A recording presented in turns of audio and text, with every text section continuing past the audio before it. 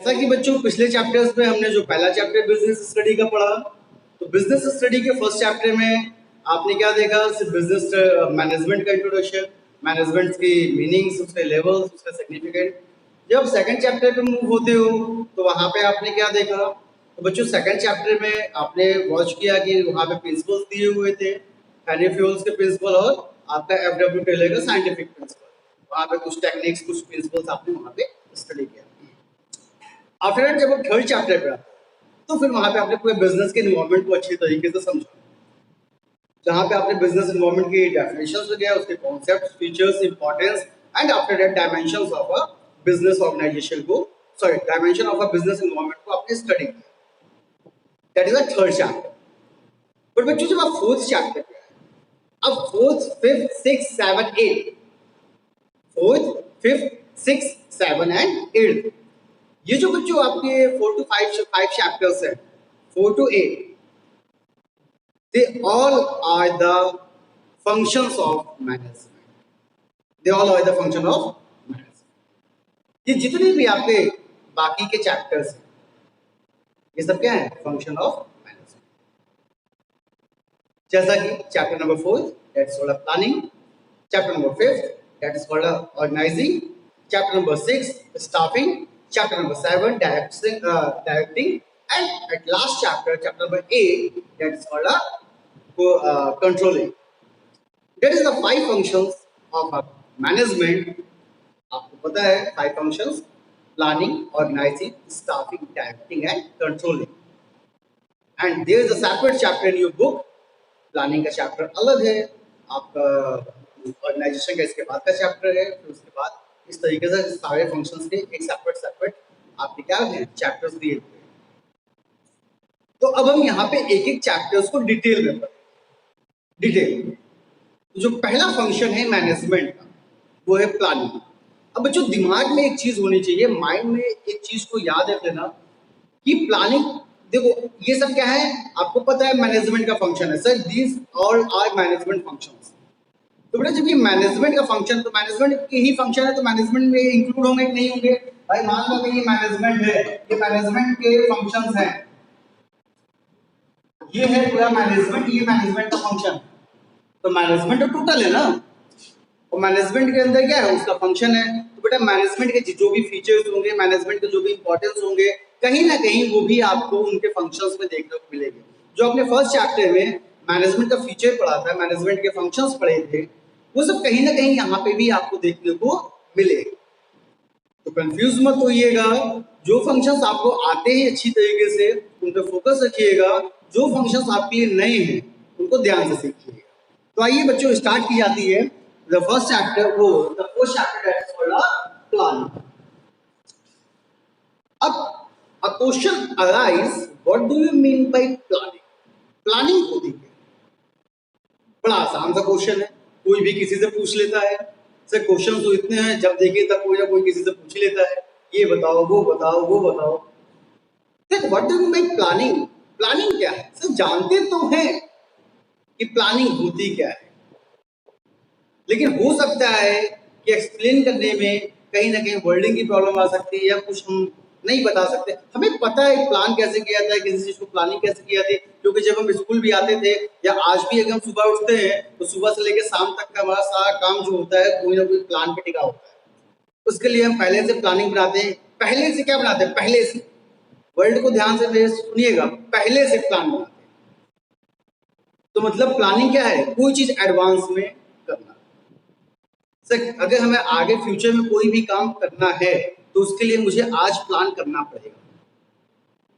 तो बेटा जब आज प्लान करना पड़ेगा तो आज प्लान किए कब के लिए? फ्यूचर के लिए। तो बेटा जब आज तुमने प्लान किया फ्यूचर के लिए, समझ में आई ना बात? तो थिंकिंग इन एडवांस, प्लानिंग कुछ है नहीं, सिर्फ सोच है। अगर आप देखो क्या प्लानिंग में आप कहीं वर्क करने जाते हो? नहीं। कहीं किसी के एम्प्लॉयमेंट में या कहीं पे और जाते हो प्लानिंग को सीखने? नहीं।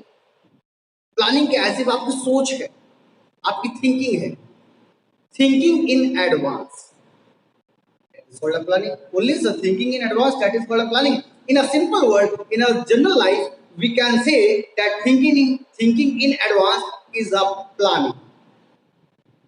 Thinking in advance is a plan. क्या बात हुई सर? आपने तो सिर्फ एक छोटी सी बात बता दिया, इससे आपको इतनी चीज ध्यान रखनी है। थिंकिंग इन एडवांस, सर इतनी छोटी सी बात, thinking in advance is called a planning. Yes, thinking in advance, सोच के देखो। प्लानिंग है क्या? प्लानिंग हमारी सोच है। कैसी सोच है? इन फ्यूचर में हमें जो भी काम करना है उसका प्लान हमें आज से बनाना है। तो thinking in advance for the future, for do anything, not a language of business में। आप बिजनेस की लैंग्वेज से बात नहीं करोगे, general language for the general life. अगर जनरल लाइफ में सोची जाए कि प्लानिंग क्या है, क्योंकि बेटा देखो, स्टडी करने का दो तरीका है। या तो आप सिर्फ बुक्स में लिखी गई बातों को पढ़ लो, या तो बातों को अपनी लाइफ से जोड़ लो, अपने एटमॉस्फेयर से उसको कोरिलेट कीजिए। If you correlate from your atmosphere, जब आप अपने एटमॉस्फेयर से कोरिलेट करोगे तो चीजें ज्यादा अच्छे से समझ में आएंगी। सिर्फ आप बुक की लैंग्वेजेस को पढ़ लोगे तो बस पढ़ लिया, याद कर लिया, भूल गए। अभी देखना, प्लानिंग की डेफिनेशन आप भूलोगे नहीं। कभी भी कोई पूछेगा तो प्लानिंग बता सकते हो कि what do you mean by planning. Planning is a thinking in advance, या थिंकिंग इन, सिंपल सा वर्ड। चलिए सर, जनरल लाइफ की तो बातें जान गए कि पहले से सोच लेना, किसी भी चीज को पहले से सोचना, यही होता है प्लान। तो सर बिजनेस की लैंग्वेज में अगर बात की जाए तो बिजनेस की लैंग्वेज में क्या कहेंगे? तो बेटा बिजनेस में क्या होता है? बिजनेस में प्रोडक्शन होता है, बिजनेस में सेलिंग होती है ना, बिजनेस में परचेसिंग होती है। तो बिजनेस क्या है? Selling, purchasing of goods and services, जहां पे आपका प्रोडक्शन भी होना है। अब आप एक बिजनेसमैन हो, आपका किसी न किसी चीज का प्रोडक्शन है, तो अब आप एक बिजनेसमैन के पॉइंट ऑफ व्यू से सोचो, क्योंकि एक बिजनेसमैन जो भी सोचेगा वो अपने प्रोडक्शन से रिलेटेड ही सोचेगा। एक बिजनेसमैन बेटा जो भी सोचेगा वो अपने प्रोडक्शन से ही रिलेटेड सोचता है। ठीक है, तो आइए, बात की गई कि ठीक है सर, बिजनेसमैन ने सोचा अपने प्रोडक्शन से रिलेटेड ही वो सोचेगा, तो क्या सोचेगा? Thinking in advance, what is to be done? Thinking in advance, what is to be done? बेटा बिजनेसमैन क्या सोचेगा? यही तो सोचेगा एडवांस में, what is to be done, क्या बनाया जाए, क्या बनाया जाए, हम क्या अपने यहाँ प्रोडक्शन करें, किस चीज का प्रोडक्शन हमारे बिजनेस में होना चाहिए। एक बिजनेसमैन यही तो सोचेगा। अब उसको इसका आंसर कहां से मिलेगा कि वो किस चीज का प्रोडक्शन करे? भाई उसने सोच तो लिया what is to be done, लेकिन इसका आंसर मिलेगा कहां से? तो इसके लिए उसको बिजनेस इन्वायरमेंट को स्कैन करना पड़ेगा कि इन्वायरमेंट में किस चीज की डिमांड ज्यादा है। जिस प्रेजेंट टाइम में जो इस समय पैंडेमिक चल रहा है, इसमें आपने देखा होगा मास्क का और सैनिटाइजर की कहीं ना कहीं डिमांड्स बढ़ गई। तो अगर प्रोड्यूसर को इस फील्ड में आना है, इस अपॉर्चुनिटी को लेना है, तो क्या सोचेगा? What is to be done, क्या बनाया जाए, क्या किया जाए, हमें सैनिटाइजर या मास्क बनाना चाहिए। ठीक है, तो समझ में आया थिंकिंग इन एडवांस क्या? What is to be done, सबसे पहला what is to be done. दूसरा, एक बिजनेसमैन क्या सोचता है बच्चों? पहला तो उसने चलिए सोच लिया what is to be done, second सोचेगा when is to be done,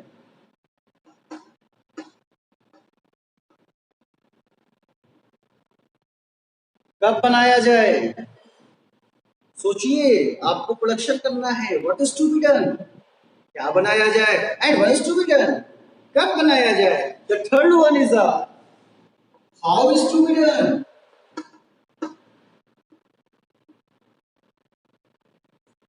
बेटा कैसे बनाया जाए।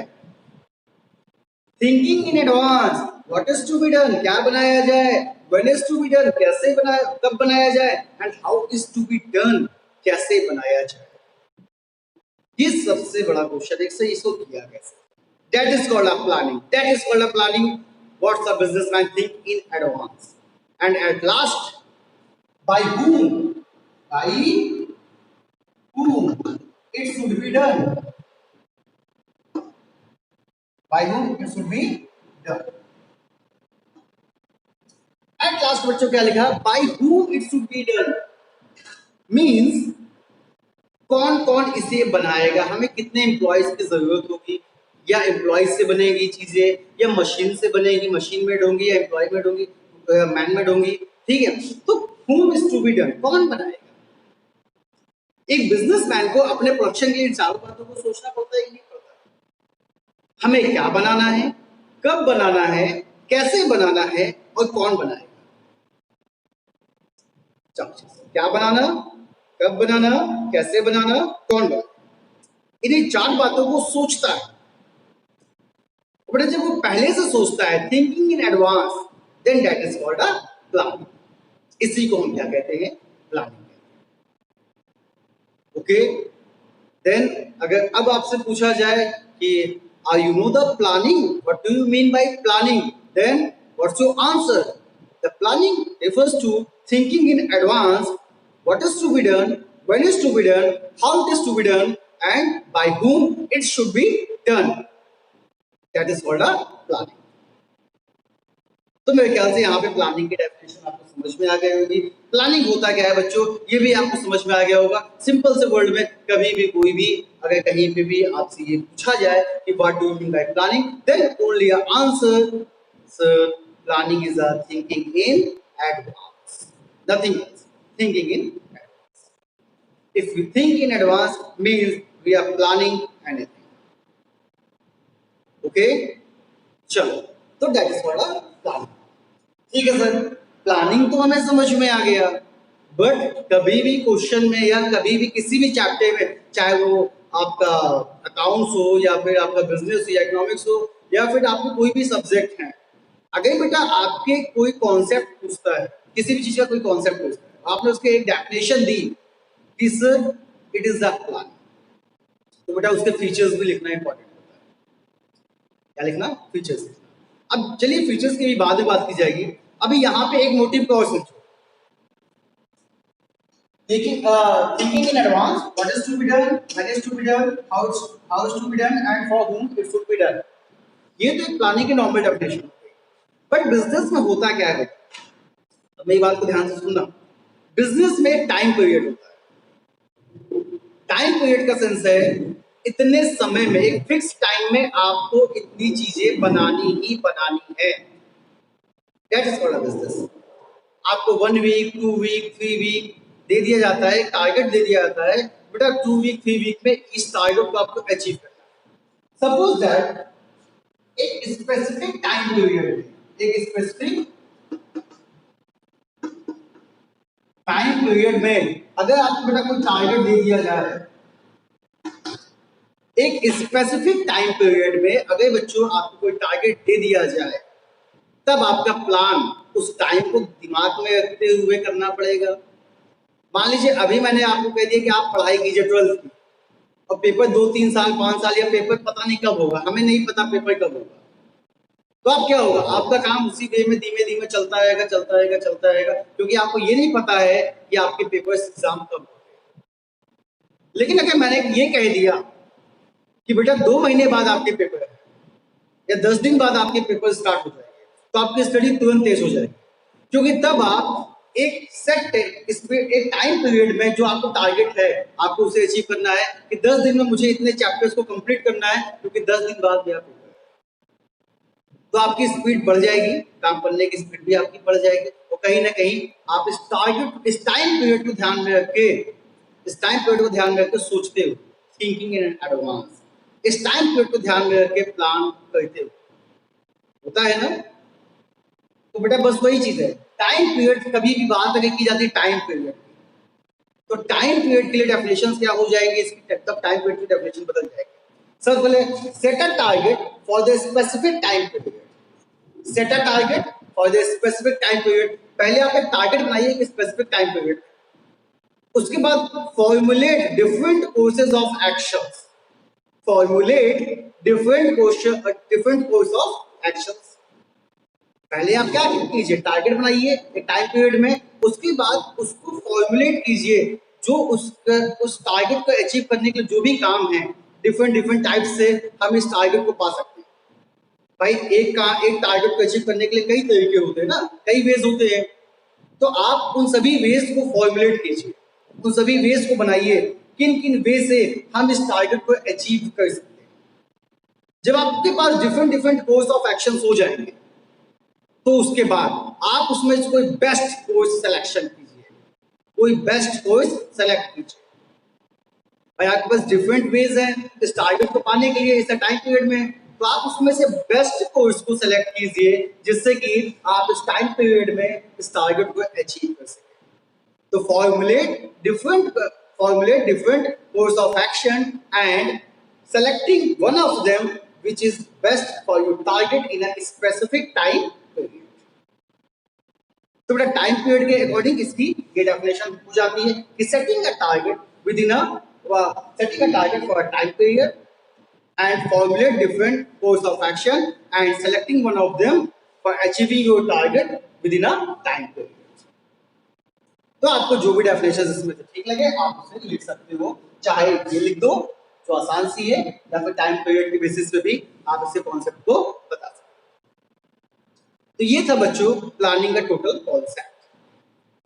अब बच्चों बात की जाती है सर ठीक है प्लानिंग तो हमें समझ में आ गया, अब क्या इसके आगे आइए तो बच्चों बात की जाती है प्लानिंग के बाद इसके फीचर्स की। कौन से? हाँ बच्चों, तो आइए बात की जाती है प्लानिंग के बाद इसके फीचर्स। तो ये चीज डॉक्यूमेंट चाहता है। तो बच्चों बात की जाती है यहाँ पे आपकी प्लानिंग के फीचर्स की। तो बच्चों जब प्लानिंग की फीचर की बात की गई तो यहाँ पे पहला फीचर आता है प्लानिंग का, द फर्स्ट फीचर। पहला फीचर होता है क्या? तो planning contributes object, planning contribute object. बेटा प्लानिंग कॉन्ट्रीब्यूट्स ऑब्जेक्ट, क्या विदाउट ऑब्जेक्ट आप प्लान कर सकते हो क्या? तो नहीं। आंसर क्या है कि नहीं सर, विदाउट बिना किसी ऑब्जेक्ट के अगर आपका कोई काम है उसका कोई ना कोई ऑब्जेक्ट होगा, बिना किसी ऑब्जेक्ट के sir we never plan anything. Object नहीं होगा तो प्लानिंग किस चीज की होगी? बताइए सर। तो बेटा बिना ऑब्जेक्ट के कभी भी किसी भी चीज की प्लानिंग नहीं की जाती। तो प्लानिंग कॉन्ट्रीब्यूट्स ऑब्जेक्ट, ये इसका पहला फीचर। समझ में आया? जब बेटा पहला फीचर हो गया, दूसरा फीचर ये जो प्लानिंग होता है ये मैनेजमेंट का पहला फंक्शन होता है। भाई मैनेजमेंट के 5 फंक्शंस में से the first function is called planning. तो हम इसे क्या कर सकते हैं सर, ये मैनेजमेंट का प्राइमरी फंक्शन है। सर ये मैनेजमेंट का प्राइमरी फंक्शन होता है। दो फीचर हो गए सर। पहला फीचर आपने क्या बताया sir, planning contributes object, without object never we plan anything. And the second one is planning is a primary function. Planning कैसा फंक्शन होता है? प्राइमरी फंक्शन होता है क्योंकि ये मैनेजमेंट का पहला फंक्शन। ठीक है सर, ये दोनों हमें समझ में आ गया, ये दोनों फीचर्स तो हमें पता भी थे। आइए थर्ड की बात की जाती है। बेटा जो यहाँ पे थर्ड फीचर्स की बात की जाती है that is called planning is a pervasive.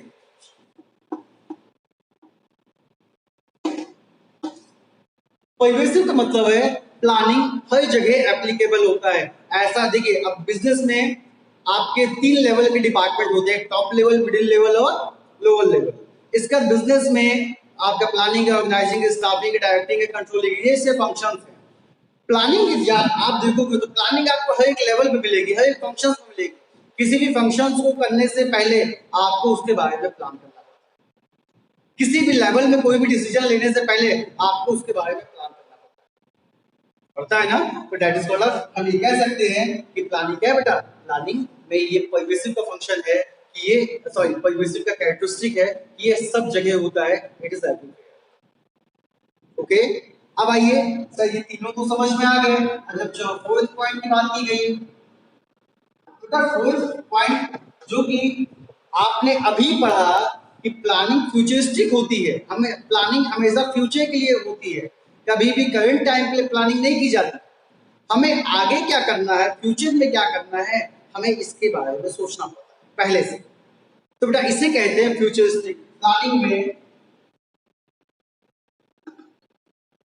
Planning is a futuristic, planning is a futuristic. हमें फ्यूचर के बारे में सोचना पड़ता है, इसलिए यहाँ पे इस कैरेक्टरिस्टिक में, प्लानिंग के कैरेक्टरिस्टिक में एक ये भी कैरेक्टरिस्टिक है, ये फ्यूचरिस्टिक होता है। ओके, तो 4 फीचर हो गए। 5th फीचर बेटा इसका है planning is a continuous process. Planning is a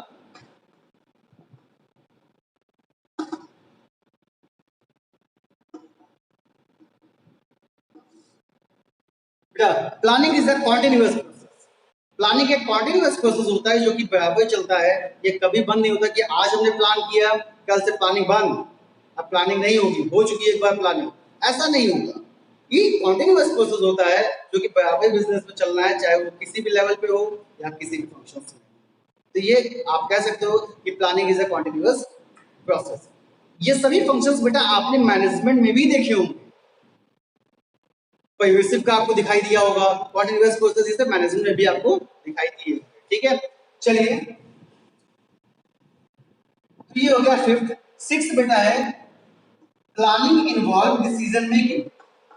planning involve decision making. बेटा प्लानिंग में से डिसीजन मेकिंग कैसे इन्वॉल्व होता है? तो बेटा कोई भी डिसीजन लेने से पहले जब आप स्कैन करते हो कि क्या क्या चीजें हैं, क्या करना है फ्यूचर में, क्या नहीं होना है, जब भी आप फ्यूचर के बारे में सोचोगे तभी तो आप डिसीजन ले पाओगे कि हमें फ्यूचर में कितना प्रोडक्शन करना है, मार्केट में डिमांड क्या है, हमें कितनी सप्लाई देनी है। तो जो भी डिसीजन आप लेते हो वो विदाउट प्लान ले लेते हो क्या, कि बस जो बना है जैसा है ले लिया? नहीं, कोई भी डिसीजन लेने से पहले उसके बारे में आप सोचते हो। जब जहां पे भी आपने सोचना स्टार्ट किया वहीं पे आपने क्या करना स्टार्ट किया बेटा, वहीं पे आपने प्लानिंग करना स्टार्ट किया। जहां पे भी आपने सोचना, थिंकिंग, सोचना आपने स्टार्ट किया वहीं पे आपने प्लानिंग स्टार्ट किया। तो कहीं ना कहीं इसमें डिसीजन मेकिंग इन्वॉल्व होता है कि प्लानिंग के बेस पे ही आप अपने डिसीजंस को लेते हैं। ओके, चलिए ठीक है सर, यहां तक भी समझ में आ गया। एंड एट लास्ट जो बात की जाती है लास्ट फीचर्स की बेटा, that is called a decision making. Involve decision making, and at last here is our mental exercise.